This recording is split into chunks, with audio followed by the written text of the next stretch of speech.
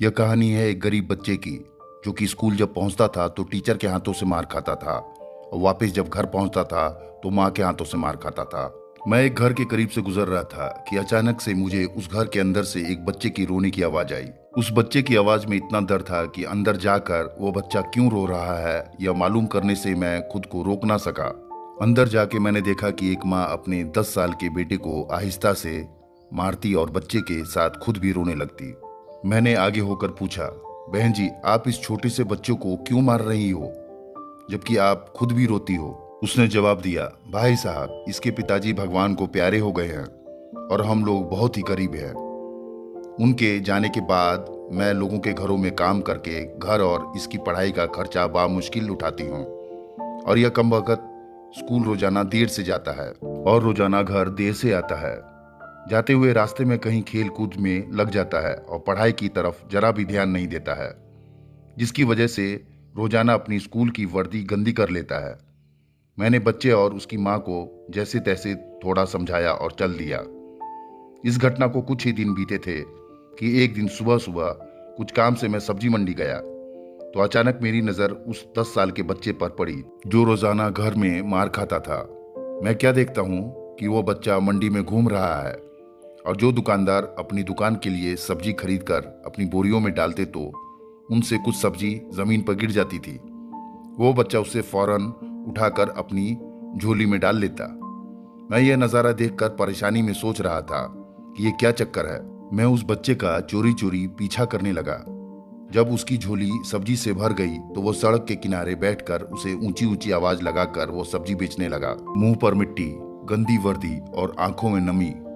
ऐसा महसूस हो रहा था कि ऐसा दुकानदार जिंदगी में पहली बार देख रहा हूं। अचानक एक आदमी अपनी दुकान से उठा, जिसकी दुकान के सामने उस बच्चे ने अपनी नन्ही सी दुकान लगाई थी। उसने आते ही एक जोरदार लात मारकर उसकी नन्ही सी दुकान को एक ही झटके में रोड पर बिखेर दिया और बाजुओं से पकड़कर उस बच्चे को भी उठाकर धक्का दे दिया। वो बच्चा आंखों से आंसू लिए चुपचाप दोबारा अपनी सब्जी को इकट्ठा करने लगा और थोड़ी देर बाद अपनी सब्जी एक दूसरे दुकान के सामने डरते डरते लगा दी। भला हो उस शख्स का जिसकी दुकान के सामने इस बार उसने अपनी नन्ही सी दुकान लगाई। उस शख्स ने बच्चे को कुछ नहीं कहा। थोड़ी सी सब्जी थी, ऊपर से बाकी दुकानों से कम कीमत, जल्द ही बिक्री हो गई और वो बच्चा उठा और बाजार में एक कपड़े वाली दुकान में दाखिल हुआ और दुकानदार को वह पैसे देकर दुकान में पड़ा अपना स्कूल बैग उठाया और बिना कुछ कहे वापस स्कूल की ओर चल पड़ा और मैं भी उसके पीछे पीछे चल रहा था। बच्चे ने रास्ते में अपना मुंह धोया और स्कूल की ओर चल दिया। मैं भी उसी के पीछे स्कूल चला गया। जब वो बच्चा स्कूल गया तो 1 घंटा लेट हो चुका था, जिस पर उसके टीचर ने डंडे से उसे खूब मारा। मैंने जल्दी से जाकर टीचर को मना किया कि मासूम बच्चा है, इसे मत मारो। टीचर कहने लगे कि यह रोजाना 1 घंटे लेट से आता है और रोजाना इसे सजा देता हूं कि डर से स्कूल वक्त पे आए और कई बार मैं इसके घर पर भी खबर दे चुका हूं। खैर, बच्चा मार खाने के बाद क्लास में बैठकर पढ़ने लगा। मैंने उसके टीचर का मोबाइल नंबर लिया और घर की तरफ चल दिया। घर पहुंचकर एहसास हुआ कि जिस काम के लिए सब्जी मंडी गया था वह तो भूल ही गया। मासूम बच्चे ने घर आकर माँ से एक बार फिर मार खाई। सारी रात मेरा सर चकराता रहा। सुबह उठकर फौरन बच्चे के टीचर को मैंने कॉल लगाई और कहा मंडी हर हालत में पहुंचे। अब वो मान गए। सूरज निकला और बच्चे का स्कूल जाने का वक्त हुआ और बच्चा घर से सीधा मंडी अपनी नन्ही दुकान का इंतजाम करने निकला।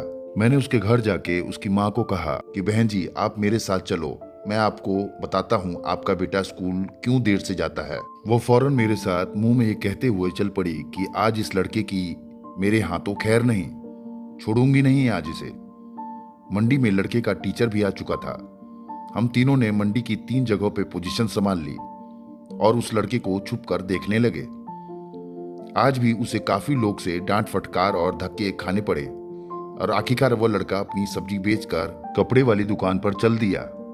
अचानक मेरी नजर उसकी माँ पर पड़ी तो क्या देखता हूँ कि वो बहुत ही दर्द भरी सिसकियां लेकर लगातार रो रही थी और मैंने फौरन उसके टीचर की तरफ देखा तो बहुत शिद्दत से उनके आंसू बह रहे थे।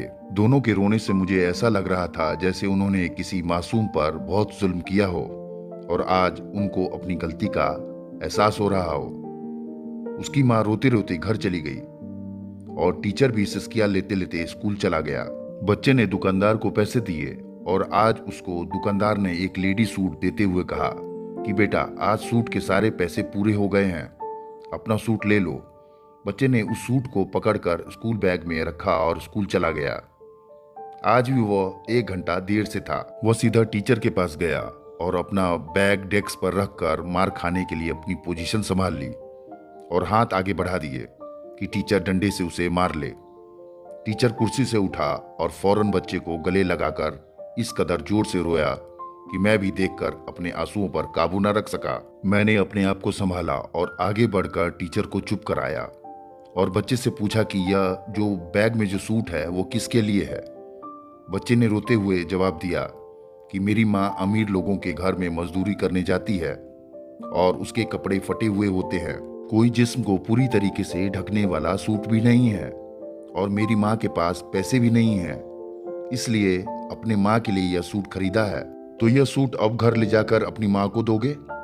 मैंने बच्चे से सवाल पूछा। जवाब ने मेरे और उस बच्चे के टीचर के पैरों के नीचे से जमीन ही निकाल दी। बच्चे ने जवाब दिया, नहीं अंकल, छुट्टी के बाद मैं इसे दर्जी को सिलाई के लिए दे दूंगा।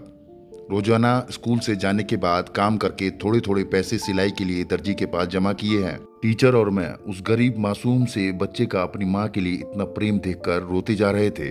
10 साल का बच्चा और उसकी माँ की दर्द भरी कहानी आपको कैसी लगी, हमें कमेंट बॉक्स में अपनी राय जरूर लिखें। चैनल पे पहली बार हैं तो हमारे चैनल को सब्सक्राइब और हमारे इस वीडियो को लाइक जरूर करें। मिलते हैं किसी दूसरे बेहतरीन कहानी में, तब तक के लिए आपका प्यार, आपका आभार।